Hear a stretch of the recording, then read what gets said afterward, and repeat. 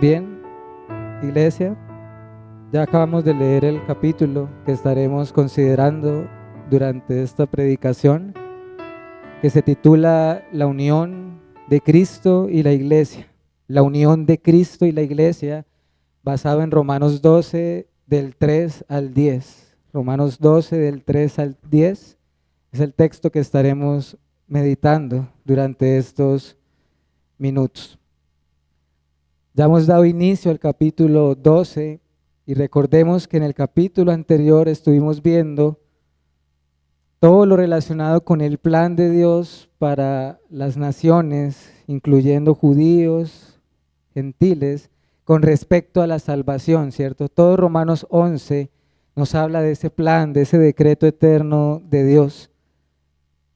De allí también nos deteníamos a meditar, aunque sea un poco, en esa preciosa doxología o alabanza del apóstol Pablo, ¿cierto? En los últimos versículos del capítulo 11. ¿Quién ha conocido la mente del Señor? ¿Quién ha sido su consejero? Oh profundidad de sus riquezas, de sabiduría y del conocimiento del Señor. Y en virtud de eso, o en base a eso, veíamos la majestad de Dios, su trascendencia, su gloria, y al mismo tiempo nuestra pequeñez, ¿cierto? Nuestras limitaciones, cuán finitos somos. Y al iniciar el capítulo 12 también veíamos que antes de iniciar unos deberes específicos, el apóstol Pablo nos hace un llamado general a todos los creyentes, de ofrecer un sacrificio vivo, espiritual, agradable al Señor, que es nuestro culto racional, y a no dejarnos conformar por este siglo, por el mundo y su sistema y su forma de pensar y sus filosofías, sino más bien renovando nuestro entendimiento por medio de la palabra de Dios día a día. De manera que hoy consideraremos los versículos 3 al 10. A partir de acá, iglesia, Pablo va a empezar a dar una serie de deberes cristianos. Deberes para todos aquellos que profesan el cristianismo, que profesan la fe cristiana.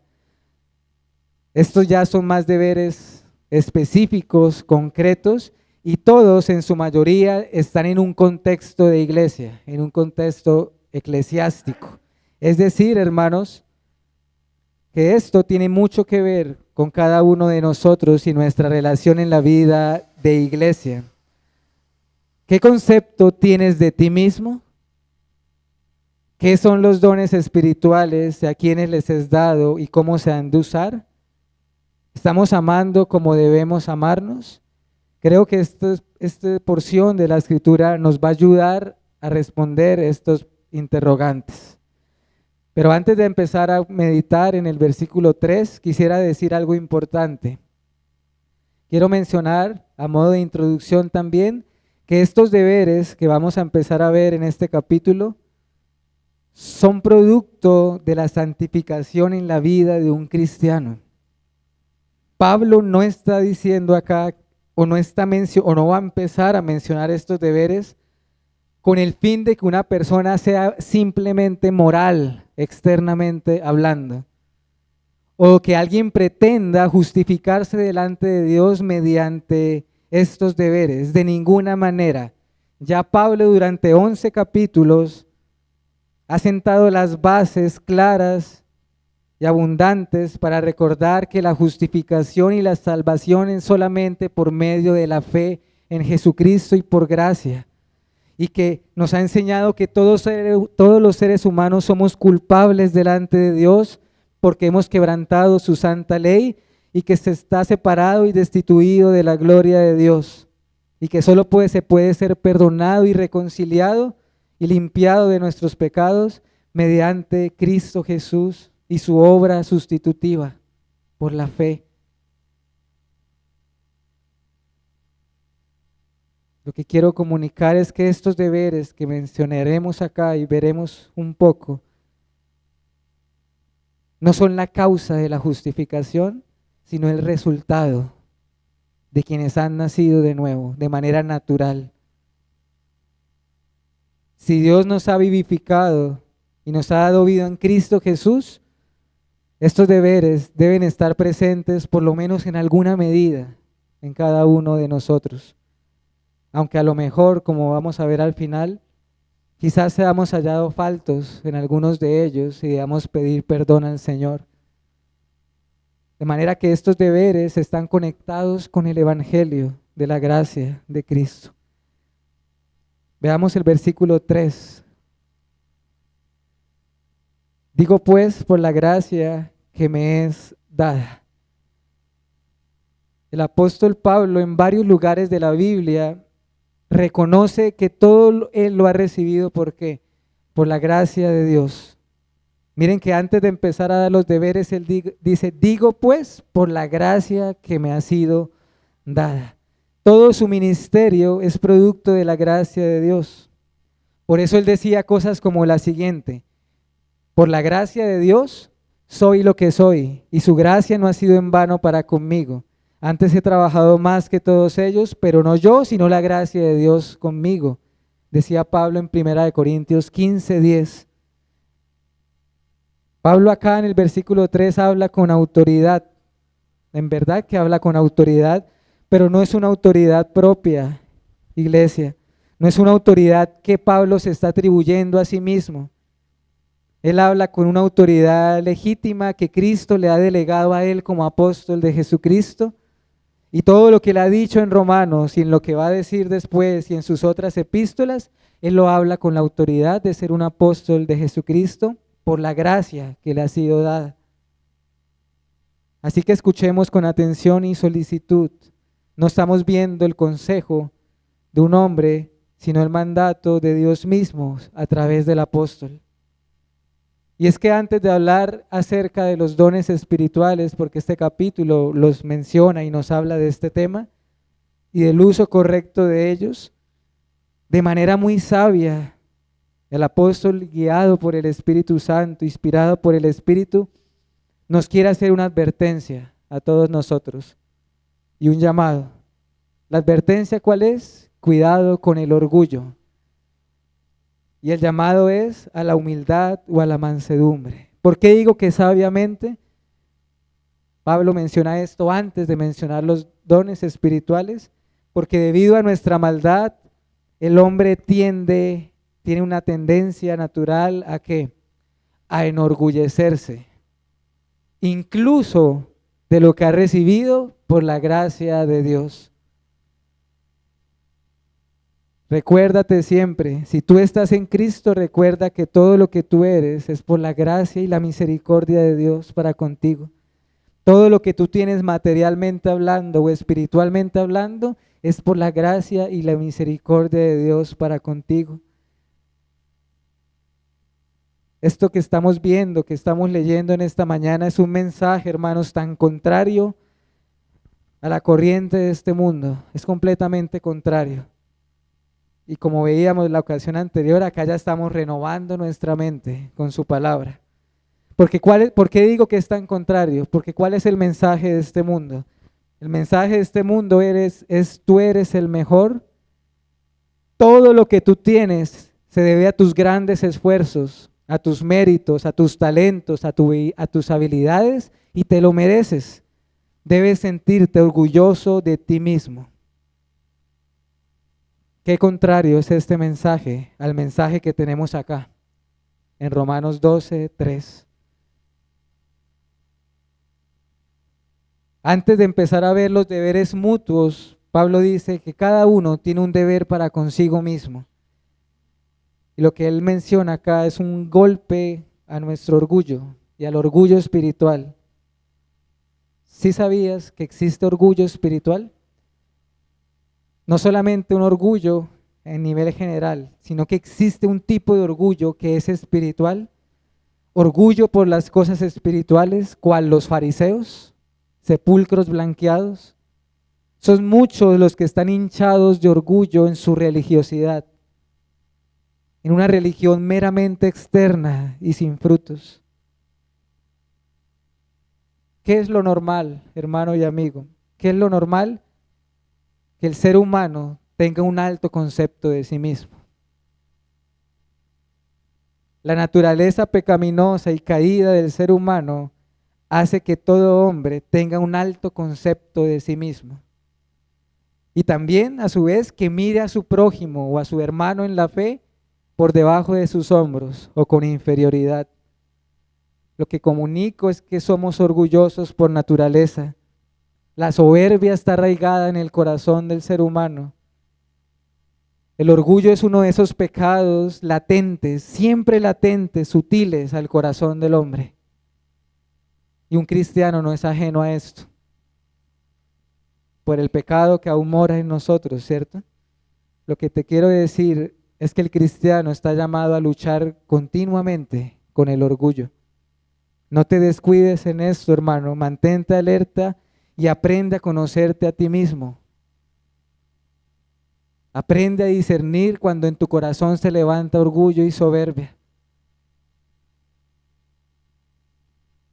La Biblia nos llama a que no nos engañemos. Por ejemplo, Gálatas 6:3 dice, el que se cree ser algo, no siendo nada, a sí mismo se engaña. Gálatas 6:3.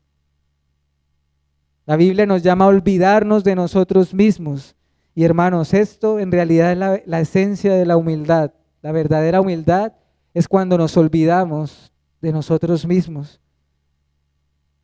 Y somos llamados más bien a considerar a los demás, ¿cierto? Filipenses 2:3. No hagáis nada por contienda o por vanagloria. Filipenses 2:3. Antes bien con humildad, miren lo que dice luego. Estoy leyendo Filipenses 2:3. Estimando cada uno a los demás como superiores a él mismo. Nosotros aprendemos humildad cuando vemos nuestros propios pecados.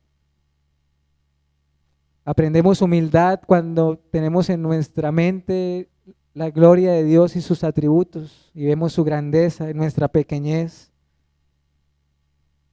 Quisiera acá citar a un puritano de la antigüedad hablando de la humildad. La cita es extensa, pero es bastante beneficiosa. Abro comillas. Toda nuestra maldad e imperfecciones, todas nuestras insensateces y pecados pueden ayudar a derribar ese vanidoso y presuntuoso engreimiento que somos capaces de albergar sobre nosotros mismos. Lo que hace que otros nos estimen en su conocimiento o comprensión de algún pequeño bien y su ignorancia de una gran cantidad de maldad que pueda haber en nosotros, si nos conocieran a fondo, cambiarían rápidamente de opinión. Si los pensamientos que pasan por nuestros corazones en el mejor y más serio día de nuestra vida fueran expuestos a la vista pública, nos harían odiosos y ridículos. Ahora bien, aunque nos ocultamos nuestros defectos unos a otros, seguramente sí somos conscientes de los nuestros. Y algunas reflexiones serias sobre tales defectos o pecados limitaría y disiparía mucho la vanidad de nuestros espíritus. Los hombres creyentes realmente han llegado a pensar peor de sí mismos que cualquier otra persona en el mundo, porque están más enfocados en sus propias faltas que en las faltas de sus prójimos. Cierro comillas. De manera que, iglesia, hay un llamado acá, una advertencia. Y somos llamados a reflexionar en cuanto a esto. Volviendo a nuestro texto, cada uno debe pensar de sí mismo con cordura, dice el texto. ¿Qué quiere decir con cordura? Quiere decir con buen juicio, conforme a las Escrituras. Que cada uno tenga un concepto de sí mismo conforme a la palabra de Dios. Es decir, no según el espejo de nuestra propia opinión, sino según el espejo de su palabra. A continuación, en el versículo 4 y 5, el apóstol Pablo, nuevamente, hermanos, nos vuelve a traer un ejemplo, una figura, una ilustración para comunicarnos una enseñanza. Hacía poco acababa de usar una, ¿se acuerdan? El olivo del pueblo de Dios. Ahora usa otro otra ilustración, otro ejemplo. ¿Cuál? Un cuerpo. Vuelvo a leer el versículo. Versículo 4 y 5. Porque de la manera que en un cuerpo tenemos muchos miembros, pero no todos los miembros tienen la misma función, así nosotros siendo muchos somos un cuerpo en Cristo y todos miembros los unos de los otros. El ejemplo del cuerpo, hermanos, nos lo da Pablo para enseñarnos acerca de la naturaleza de la iglesia. Piensa en esto, es maravilloso, precioso que tú y yo tengamos un recordatorio constante de la unidad entre Cristo y la iglesia y entre la unidad de la iglesia a través de nuestros cuerpos físicos. Todo el tiempo tenemos en nosotros mismos un recordatorio de la unidad de Cristo y la iglesia a través de nuestros cuerpos. Y no es el único lugar en la Escritura donde se nos habla la unión de Cristo y la iglesia mediante esta ilustración. Acompáñenme a Efesios, hermanos, por favor, Efesios 1. Efesios capítulo 1, versículo 22 y 23. Y sometió, Efesios 1, 22 al 23. Y sometió todas las cosas bajo sus pies y lo dio por cabeza sobre todas las cosas a la iglesia, la cual es que su cuerpo, la plenitud de aquel que todo lo llena en todo. Un poquito más adelante, Efesios 5, 23, capítulo 5, versículo 23. Porque el marido es cabeza de la mujer, así como Cristo es cabeza de la iglesia, la cual es su cuerpo y Él es su Salvador. De manera que en nuestra ilustración, Cristo Jesús es la cabeza, la única cabeza de la iglesia es Jesucristo. La única cabeza de la iglesia universal y de las iglesias locales visibles es Jesucristo. ¿Qué quiere decir que Él sea la cabeza? Quiere decir que Él es la única autoridad de su cuerpo, así como la cabeza en nuestros cuerpos es autoridad. Y solo hay una cabeza, la cual es Cristo, y la iglesia viene a ser ¿qué? Su cuerpo. De la misma manera como un cuerpo está unido a su cabeza, los creyentes han sido unidos a su cabeza, que es Jesucristo. Esto también quiere decir que los creyentes, es decir, si estamos unidos a la cabeza que es Cristo, quiere decir que el creyente es miembro del cuerpo de Cristo, y esto quiere decir a su vez que los creyentes no solamente están unidos a la cabeza que es Cristo, sino también a quién más, a todo el resto del cuerpo, a todo el resto de los miembros del cuerpo de Cristo.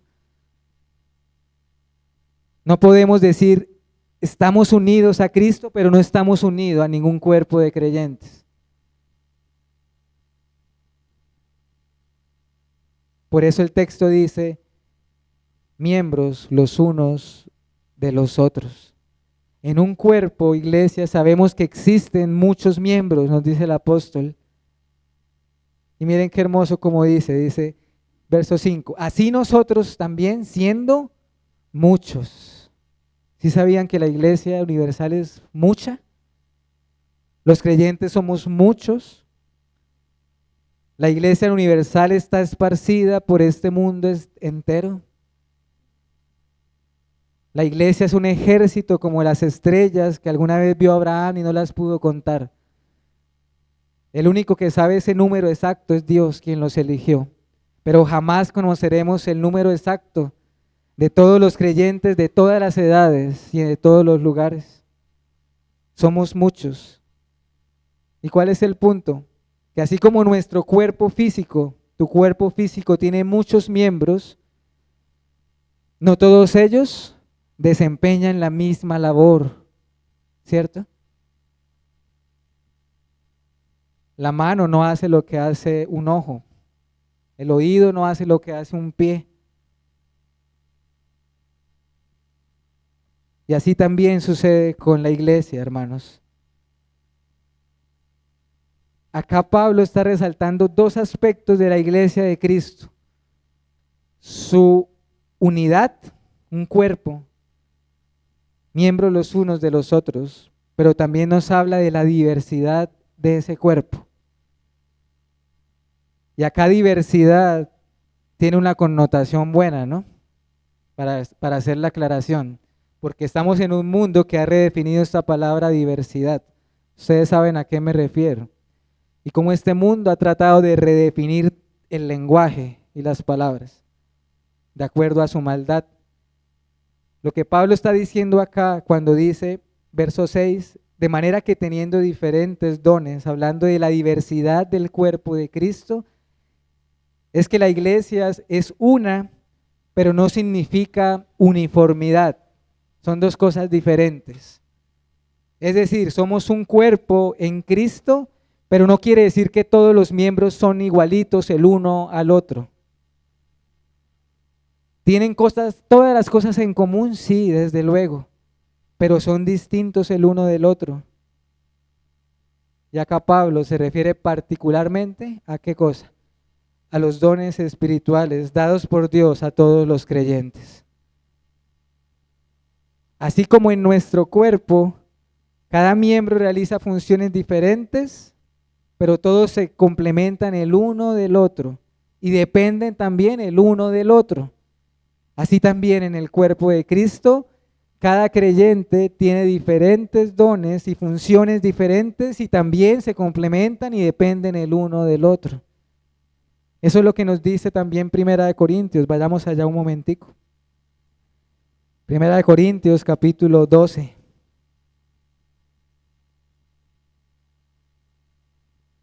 Primera de Corintios 12, versículo 14 en adelante. Dice la palabra de Dios: además el cuerpo es un solo miembro, no es un solo miembro, sino muchos, lo que estamos hablando, ¿cierto? Verso 15. Si dijera el pie, porque no soy mano, no soy del cuerpo, por eso no será del cuerpo. Y si dijere la oreja, porque no soy ojo, no soy del cuerpo, por eso no será del cuerpo. Si todo el cuerpo fuese ojo, ¿dónde estaría el oído? Si todo fuese oído, ¿dónde estaría el olfato? Mas ahora Dios ha colocado los miembros, cada uno de ellos, en el cuerpo como Él quiso. Porque si todos fueran un solo miembro, ¿dónde estaría el cuerpo? Pero ahora son muchos los miembros, pero el cuerpo es uno solo.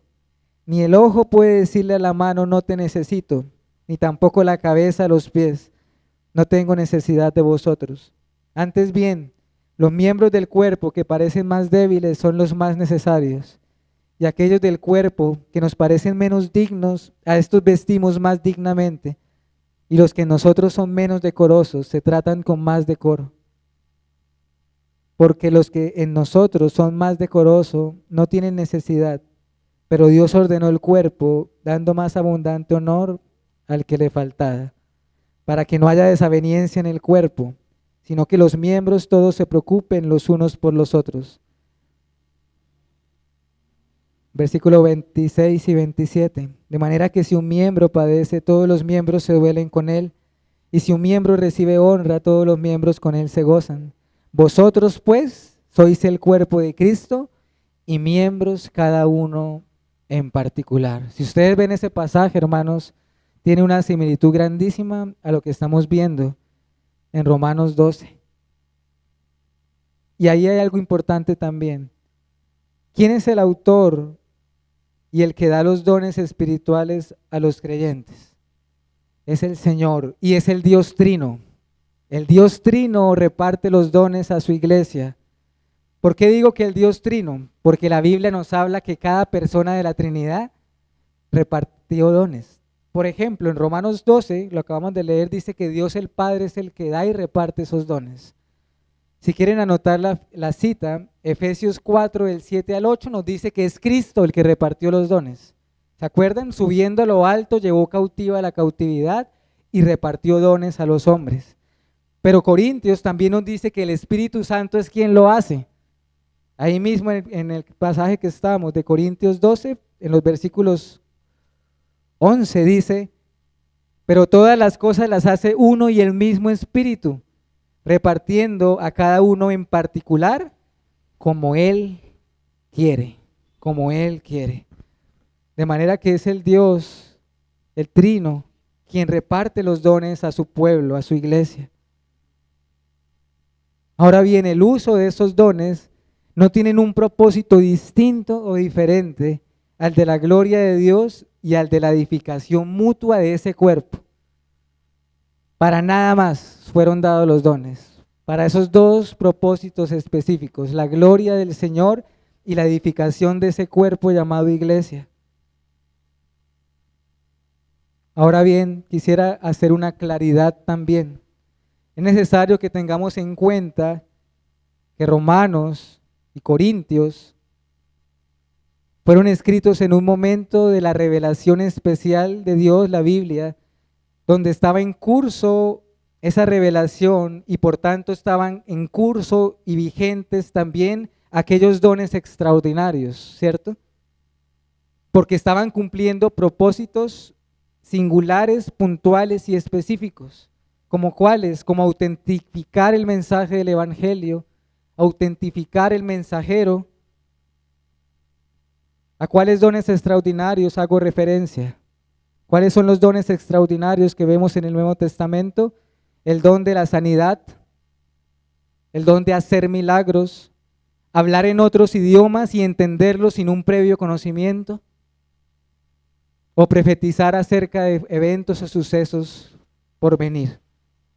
Sin embargo, creemos que estos dones puntuales llamados extraordinarios han cesado, porque estaban conectados con aquellos oficios también extraordinarios, llamados apóstoles y profetas. Pero una vez que se selló la revelación especial con el libro de Apocalipsis, estos dones cumplieron su propósito. Y ahora tenemos una palabra que es toda suficiente, ¿cierto? Y que no esperamos otros tipos de revelación diferente a las Escrituras. La misma palabra nos lo deja ver así. Por ejemplo, 1 Corintios 13:8, Pablo ya decía acá, el amor nunca deja de ser, pero las profecías se acabarán y cesarán las lenguas y la ciencia acabará. 1 Corintios 13:8. Y vemos incluso esa disminución progresiva de esos dones extraordinarios en la medida que la revelación fue progresando también. ¿A qué me refiero? No vemos luego de Corintios en las epístolas, ya se menciona muy poco, prácticamente nada, estos dones extraordinarios, en la misma escritura. Por ejemplo, no vemos en Timoteo a Pablo diciéndole a Timoteo, te voy a sanar, tengo el don de sanidad y te voy a sanar. Le vemos diciéndole, Timoteo, toma agua con un poco de vino para tus frecuentes enfermedades.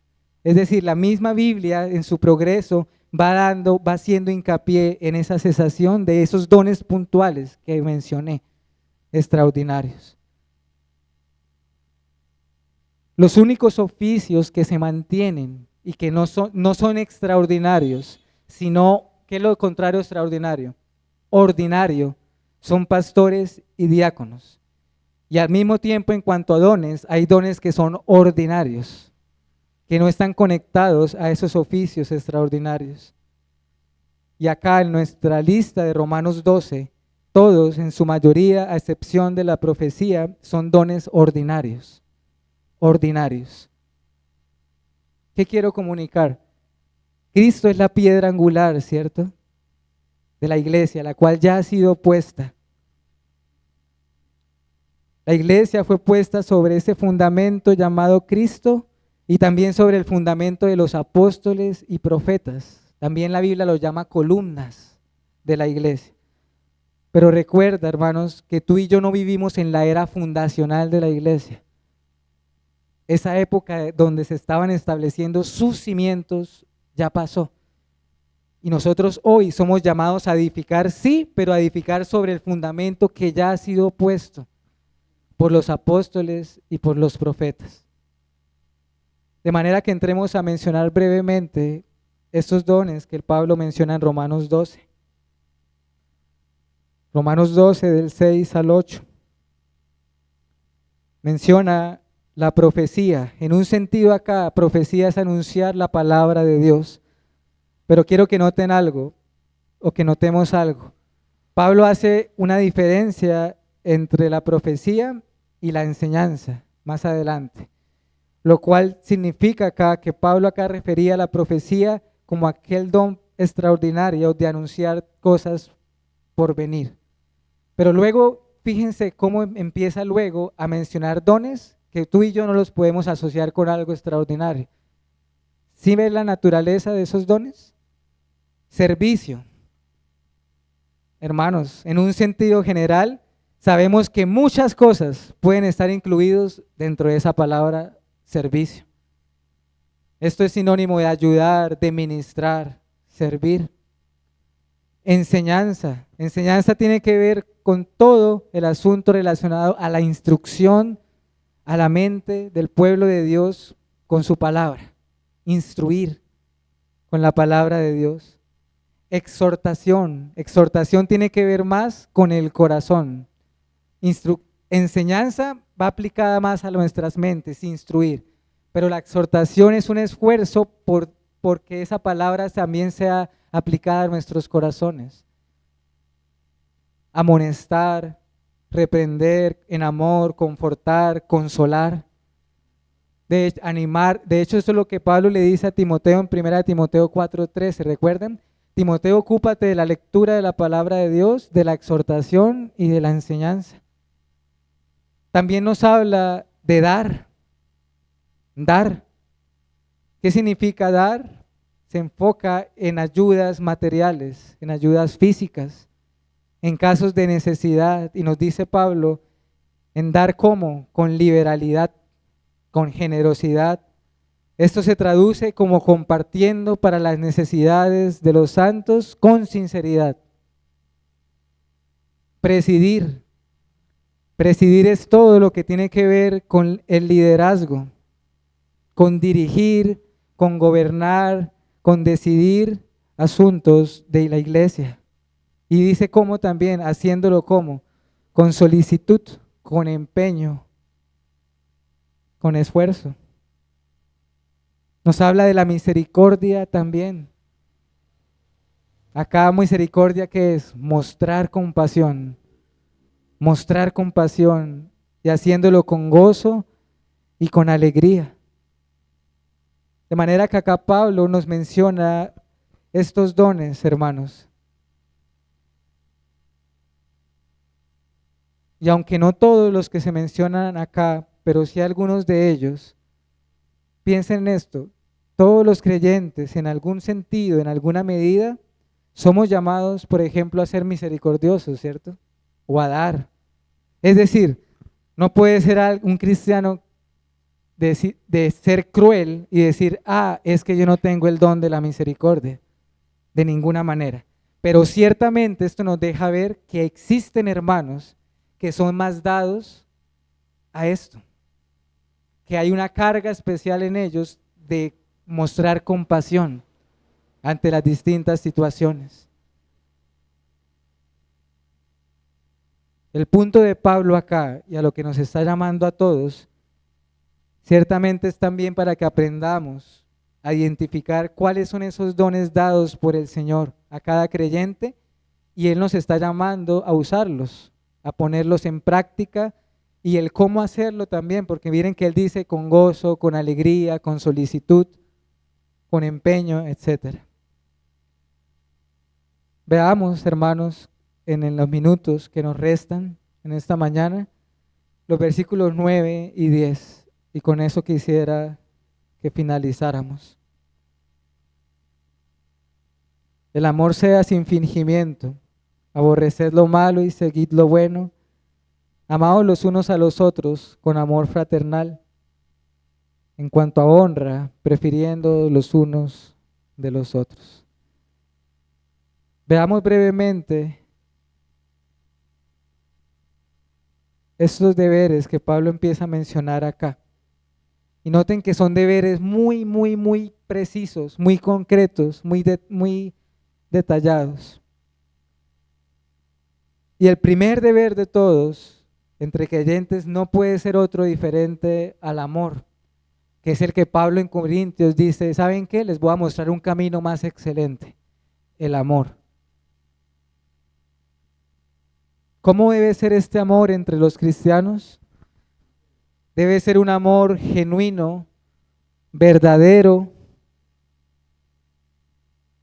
No puede ser un amor fingido. Cuando dice amor sea sin fingimiento, quiere decir un amor sin hipocresía, sin hipocresía. Este amor, por el contrario, es sincero y es entrañable. Dice, amados los unos a los otros con afecto fraternal, entrañable, afectuoso. ¿Por qué nos habla de fraternal? ¿De dónde viene la palabra fraternal? ¿De dónde viene? De familia, de familia. Un amor especial, un amor cercano, un amor distinto a todo lo demás. Y de allí se van desprendiendo todos los demás deberes. Por ejemplo, la honra. Dice, en cuanto a honra, prefiriéndonos los unos a los otros. ¿Qué quiere decir esto, hermanos? Que antes de pensar en nuestros propios intereses, debemos velar por el interés de nuestros hermanos en la fe, prefiriéndolo a Él antes que a mí mismo. Y esto muchas veces va a implicar ceder, en muchas ocasiones va a implicar ceder en nuestras propias opiniones o demás, prefiriéndonos los unos a los otros. También se nos llama a aborrecer el mal y a seguir lo bueno. ¿Qué quiere decir aborrecer el mal? A odiar todo lo malo y todo lo relacionado con lo que es pecaminoso. ¿Y qué es lo contrario a aborrecer lo malo? ¿Amar qué? La santidad. La santidad que el Señor demanda de nuestras vidas. Quiero mencionar unas últimas consideraciones, unas aplicaciones prácticas. Preguntémonos en esta mañana, porque el pasaje nos ha llevado a eso, ¿qué concepto tienes de ti mismo? ¿Qué concepto tenemos de nosotros mismos? Y como decía al principio, ten cuidado con el orgullo, tengamos cuidado con el orgullo. Nosotros haremos bien, iglesia, si hacemos nuestras la petición que una vez hizo David en el Salmo 19:13. Recuerden estas palabras, él en su oración dijo lo siguiente: Señor, preserva también a tu siervo de las soberbias y que éstas no se enseñoreen de mí. ¿Qué petición es? Debería ser la nuestra, hermanos. Señor, presérvanos de las soberbias y que éstas no se enseñoreen de nosotros. Recuérdate a ti mismo siempre que seas tentado y recuerda esta cita bíblica. ¿Qué tienes que no hayas recibido? Y si todo lo has recibido, ¿por qué te jactas como si no lo hubieras recibido? Primera de Corintios 4:7. Mata el orgullo cada vez que tú percibas que se asoma en tu corazón. O de lo contrario, Él te va a matar a ti. Segundo, ten cuidado, hermano y amigo, con todo lo que hoy en día oigas o veas relacionado con apóstoles, profetas o dones extraordinarios,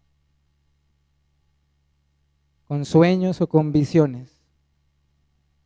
Todo lo que oigas hoy en la actualidad que esté relacionado con estas cosas, que alguien se llame a sí mismo apóstol, profeta o que se atribuya dones extraordinarios, por favor duda de ello. Duda de ello y no solamente duda de ello, sino que huye. Porque hoy, según Hebreos 1:1, Dios nos habla solamente por Jesucristo y su palabra. Hermanos, si no usamos los dones recibidos, un día tendremos que dar cuentas al Señor. Seremos como, no recuerdo ahorita bien el pasaje, pero la parábola donde el Señor le da un talento y la persona lo esconde y no hay fruto de ello. Si eres creyente, eres llamado a ser un buen administrador de lo que Dios te ha dado. Miren lo que dice esta cita. Primera de Pedro 4, del 10 al 11. Cada uno, según el don que haya recibido, ministrelo a los otros, como buenos administradores de la multiforme gracia de Dios. Si alguno habla, hable conforme a las palabras de Dios, y si alguno ministra, o sea, si alguno sirve, ministre conforme al poder que Dios da, para que en todo Dios sea glorificado por Jesucristo, a quien pertenecen la gloria y el imperio por los siglos de los siglos. Amén. Eso es primera de Pedro 4, versículos 10 y 11. De manera que, iglesia, pidamos perdón al Señor, porque sin duda y muy seguramente, ya comenzando a ver estos primeros deberes, somos hallados faltos en muchas cosas. Tristemente, nuestro amor muchas veces no es afectuoso, sino frío. Necesitamos gracia de Dios para podernos amar así, como dice este versículo. Amaos los unos a los otros fraternalmente. Y por último, demos gracias al Señor por un maravilloso privilegio que tenemos si estamos en Cristo. ¿A cuál me refiero? A la unión de Cristo con su iglesia. Es un honor, es el honor más grande que pueda haber, que Cristo sea nuestra cabeza y que nosotros seamos llamados su cuerpo. Y si aún no estás en Él en esta mañana y aún estás en tus pecados, aún puedes venir a Cristo.